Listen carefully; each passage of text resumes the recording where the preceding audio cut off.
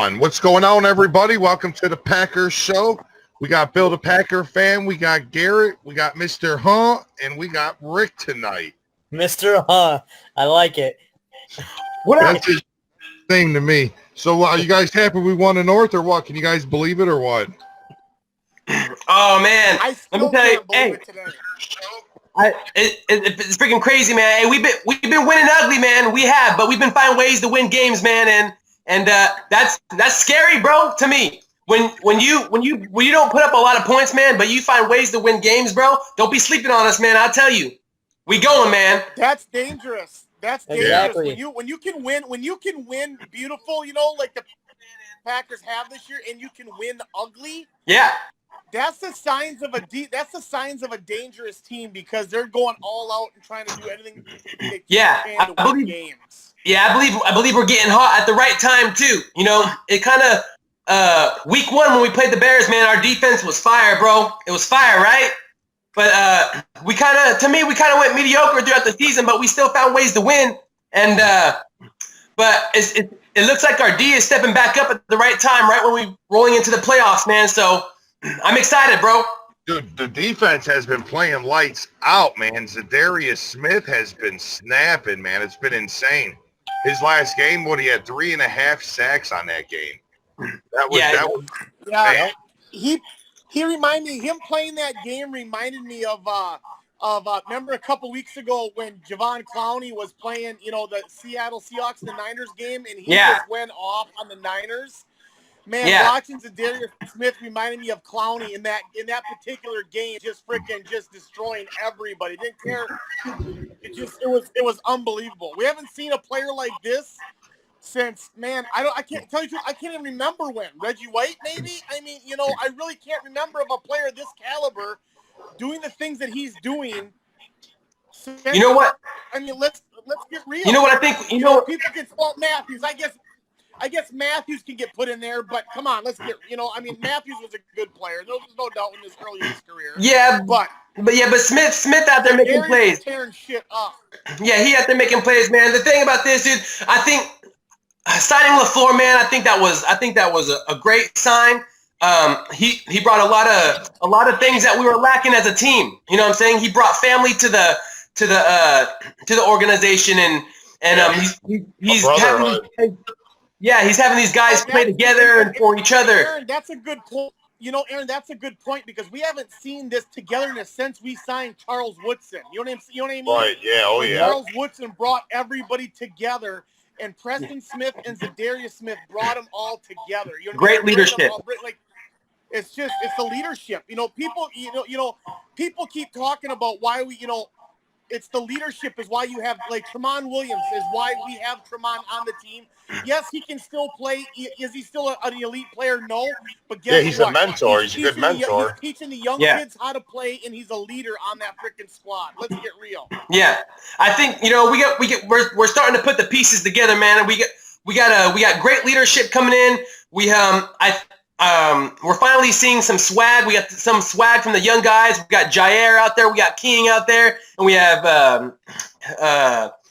both the Smiths out there bringing the swag, the real young youth out of the team, man. It was a lot of good things happening, man. And I'm excited to see where this team's going to go. This is only the beginning.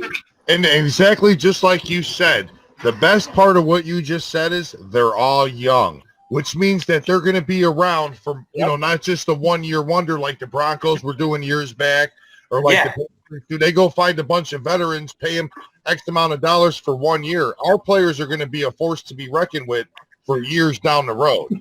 Oh yeah, we're gonna be back at the top, man, for the next couple years. Me and Bill were talking earlier about, we were both upset that we didn't get Mac, and traded for Mac, but it was a blessing in disguise, man. They had a hell of a backup plan if they didn't get Mac. Yeah, called the Smiths. It really benefited us in the long term. We got to save our picks. We got. Don't get me wrong. Mac is a generational football player. He's a great football player, no doubt. Yeah, for sure. But that being said, we got 3 players for the price of just Mac, and we got to save our picks. Well, even when you look at it in this scenario, say Mac goes down, there's your whole investment. Well, if Preston Smith goes down, you still got Za'Darius. If Za'Darius goes down, you still got Preston. And you got both of them cheaper than Mac. So together, and you got Rashawn Gary just waiting in the wings to get his opportunity. sitting in the shadows. And that's the luxury. Oh yeah. People keep cocking off about on the page about, oh, how's Rashawn Gary? I go, it was a luxury pick that we got to pick and be able to have a luxury pick. What happens if Zadarius Smith or Preston goes down? What if one of them goes down? Right. Right. Well, let me tell you. I'll tell you. I'll tell you one thing. Who's going to be there to clean up Zadarius and Preston Smith? We have Gary, like you stated, my brother, and let's not forget about our boy Martinez. That dude's a tackle machine. Well, not to mention, you got Fackel as well. Fackel's been showing good flashes as well for the last 2 seasons. Yep. So yeah. Yeah, so we good. A lot of people don't like Martinez, but I like, just because Martinez can't cover the tight end, we don't necessarily need somebody to cover the tight end. We need people linebackers that can fucking tackle, and he can tackle. He misses tackles just like every player misses tackles at some point, in every game. Well, when you're involved in so many plays, you know what I mean? You're bound, you're not going to make every single play. He's only human. Yeah, exactly. yeah. He led the league in tackles. with tackles? Give me a break. And he led the league a couple of times. Yeah, a couple of years in a row.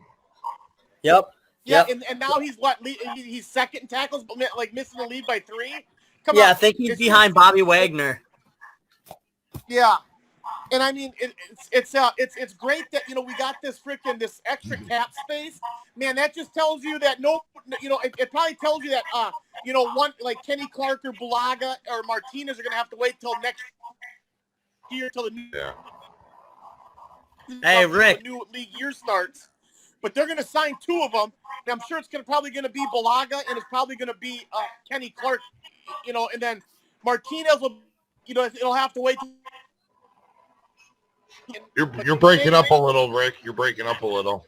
Yeah. All right, hold on. Hey, how about Kevin King, though? He played out of his mind this last week. Yeah.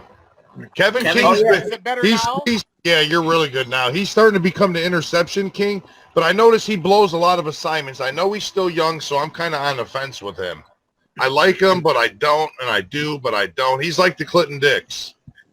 So. All right, this is how I feel about King. I like, my hate for Kevin King has nothing to do with basically kind of the way he plays. Don't get me wrong, he misses tackles, and he does some, he's hurt all the time. It's what he represents and what we could have had. You know what I mean? We could have had T.J. Watt. You know what I mean? Yeah, and I just think the fact that we could have had T.J. Watt on our football team, and it really, really frustrates me till no end. It really does. Yeah, but the good thing is what that guy does. It's just that we could have T.J. fucking Watt. I mean, come on. Yeah. True.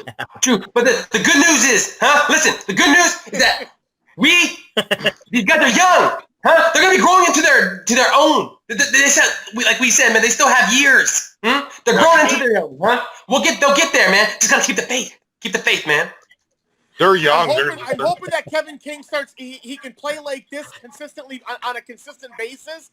I hear you. On the field for more. I like to see him play a 16-game season, and what he can actually be in the future in a 16-game season is what I want to see. Yep. Hey, our defense played their best game on Monday night. That was their best game altogether as a unit. And if we can continue that success, the playoffs are going to be dangerous for all these other teams. The Packers defense actually held Kirk Cousins to 90 yards in 3 quarters. 90 yards. That's pretty impressive. Ending the day with 5 sacks. Zadarius Smith alone had 3.5 sacks. You want to know what's funny is, on the page, in Elvin and all those guys, they come out and say, when Cook and Madison were out, they're all like, all those Viking fans say, don't sleep on Boone, then you'll Boone this and Boone that. And then after we kick their ass, they're saying, well, we play without Madison and we play without Cook, so what did you really expect? Oh, my God, they're backtracking so hard. Yeah. Well, Alvin's been missing since they took the L. He came out just a little bit ago, but I haven't seen him around too much. He hasn't been out all week. He was on that Monday or during the Bears show on Wednesday on Christmas a little bit, but that's about it. That's Alvin for you. Yeah, I think the best 2 weeks that I've seen our defense actually really step up was week 1, man. when we just totally shut out the Bears, and we had picks left and right, man, and then we had this last game against the Vikings, man. I think, and we're on our way to sweeping the division, and that's a tough thing to do, and we're doing it, man. So, and we're a dangerous team, rolling right into the playoffs. We're definitely going to sweep the division. That's already in the bag. Yeah, so I'm not worried about Detroit. I'm a little bit worried because I don't want them to overlook them because I believe we overlooked, the Chargers. I don't want to overlook them, but the Detroit Lions are so bad that I just don't see them. We could overlook Detroit and still beat Detroit. You know what I'm saying? It's going to be a hard game. Yeah, that was my thoughts too. But I've been keeping up with the news and stuff, man. But LaFleur's locked in. He seems like he got the team locked in. He's talking about how this game is like a playoff game to them. So to me, that kind of gives me faith and hope, that they're ready to go and handle business. Yeah, I definitely hope our offense turns it up too, just like we did the second half of Monday's game. I hope we play a full game offensively as well. Oh yeah, we're going to have all 4 quarters of the game gotta be like offensively and defensively like nonstop. Can't get slack on offense on the first half. That's not gonna work. Choice but to play 4 quarters now. This is the fucking playoffs. Every team is gonna be a great team moving forward. That we play from here on out, and they need to show up and they need to come and play. It's just that simple. Do you guys believe what Matt LaFleur said about actually pulling some more stuff out offensively during the playoffs, that we were basically holding back offensively during the regular season? Mm-hmm. I didn't hear that, man, but that sounds good. I hate the fact that everybody's coming. I hate the fact that everybody's coming out and saying that that Rodgers is nothing more than a game manager. I'm like, Tom Brady's been a game manager for the last fucking 12, 13 years, for God's sakes. So I'm okay if Rodgers is a game manager for the next 5 or 6 years and we keep winning, division titles and first and second seeds. I'm okay with him not throwing 40 touchdowns in a season. I don't give a shit. Yeah, a game cheating manager, huh? Stop up with some cheese, man. Care about Brady. Right? It's like, come on, man. Kiss my cheese wedges, Brady. I'm just jacked up, man. I'm jacked up. So what do you guys think about this new salary cap space we got? What do you guys think? We're thinking Kenny Clark is number 1, right? I mean, he'll get done probably during the bye week, I would assume. Yeah, probably. If not, then it'll have to be during the off season. No, that's definitely our number 1 guy that we have to return. They would have done this move during the off season if they were going to wait till the off season. They made this move for a reason. They made this move to sign players during that off week. I'm telling you right now that we're going to see 2 players with extensions in this off week. Who do you think will be number 2 to re-sign? Blake Martinez, or who do you think? It's going to be Kenny Clark is number 1, and I think it's going to be Bulaga because the offensive line is protecting. Getting push up front is the most important. Then you got. The next important is protecting Aaron Rodgers, and that's Brian Bulaga. So it's those 2 first. And then Blake Martinez will be second or third. But they got to deter. And I don't think, I want them to sign Blake Martinez, but are they going to re-sign him is the question. You know what I mean? They can maybe address that middle linebacker. Yeah. The thing about it, Joe Schobert, used to, I don't know if you guys are from, I'm from Wisconsin. Garrett's from Wisconsin. Joe Schobert played at Wisconsin. I would love, and he was a great player for Wisconsin. He's been a good player for Cleveland. I would love to see him come back, and maybe we can re-sign, sign him for cheaper than what we can get Blake Martinez for. I love Martinez, don't get me wrong, but it's about money and getting about the same production out of a player for less money. And I think Joe Schobert could be a less money than Blake Martinez. I think. My thing is when it comes to like re-signing players, we can't overspend these players. I mean, we can't just how can I put it this way? We can't give them too much money, because if we give a player too much money, guess what's going to happen? Decrease production. That's all.